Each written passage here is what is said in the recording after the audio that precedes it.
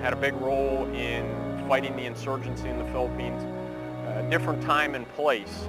I think the constant is performance of our troopers who have taken on this challenge here much the same as I envisioned that Black Horse troopers back in the early 1900s took on the challenge of the Philippines, or the challenge in the 1915 to 1917 period of working along the Mexican border. In a way, our job to train soldiers was very beneficial as far as the aspect of getting us ready to come over here and understanding the enemy. I think more than even, probably not as much as the guys that were already here, but definitely a big head start. We've trained our entire lives for this, and we're ready. And we're prepared, and more importantly, our nation is called, and we are more ready than anybody else to execute this mission. I would say that no other unit was better prepared to deploy to OIF-3 than 1st Squadron. No other organization was better prepared with the people and the skill set than the 11th Armored Cavalry Regiment, known as the OP-4 at the National Training Center.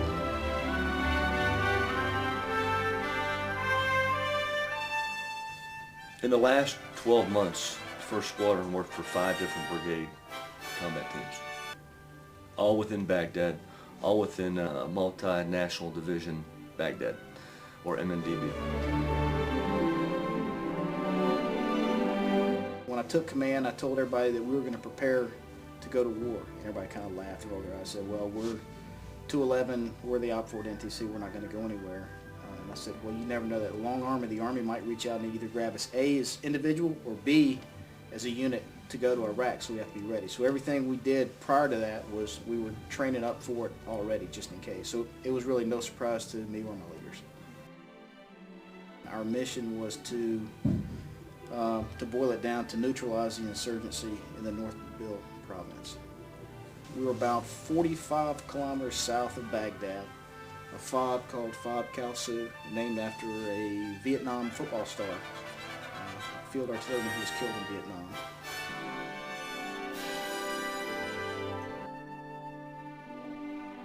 We learned a lot coming here, a lot of new concepts at the National Training Center, especially transferring over to the new contemporary operating environment.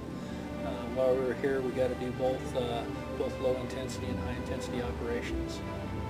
It's been pretty exciting knowing that we've been part of the National Training Center and training soldiers to go to Iraq. Because we've had a relationship with the regiment since 1996, we pretty much were on track with what was going on at the National Training Center, especially in the transition from the old Krasnovian environment to the new contemporary operating environment. So based on that and the training we did conduct at home station to ramp up for the mission rehearsal exercise, we did do a little bit of a training, but a lot of it was kind of OJT once we got here and assumed the mission in 2004. Yeah, my priorities were clear from the outset. They were given to me by Colonel Bayer and reinforced by the commanding general. And we live by these. Number one is support to the families of deployed soldiers of the regiment.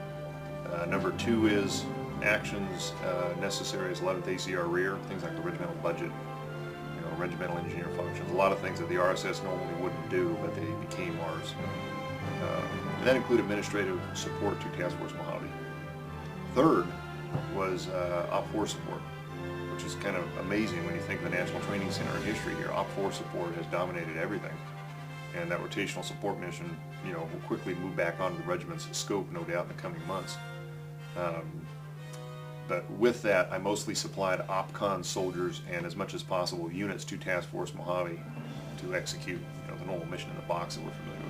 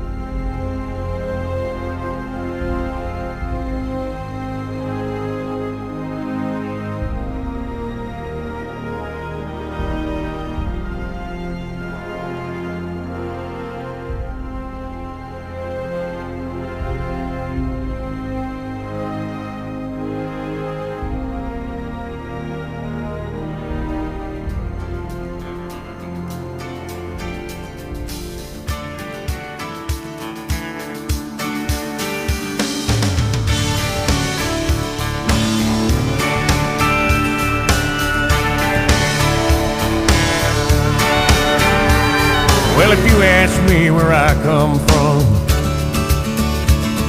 here's what I tell everyone. I was born by God's dear grace in an extraordinary place where the stars and stripes and the eagle fly. It's a big old land with countless dreams, and happiness ain't out of reach. Hard work pays off the way it should. Yeah, I've seen enough to know that we've got it good, where the stars and stripes and the eagle fly. There's a lady that stands in a harbor for what we believe,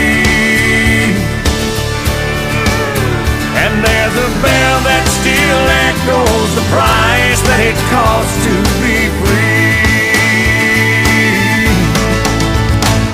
I pledge allegiance to this flag, and if that bothers you, well, that's too bad. But if you got pride and you're proud you do, hey, we could use some more like me and you, where the stars and stripes and the eagle fly.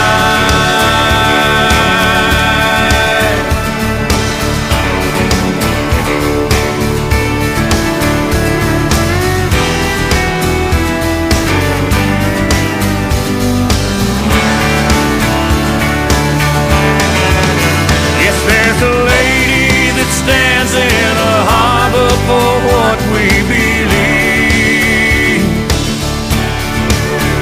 and there's a bell that still echoes the price that it costs to be free. No, it ain't the only place on earth, but it's the only place that I prefer to love my wife and raise my kids, hey, the same way that my daddy did, where the stars and stripes and the eagle fly.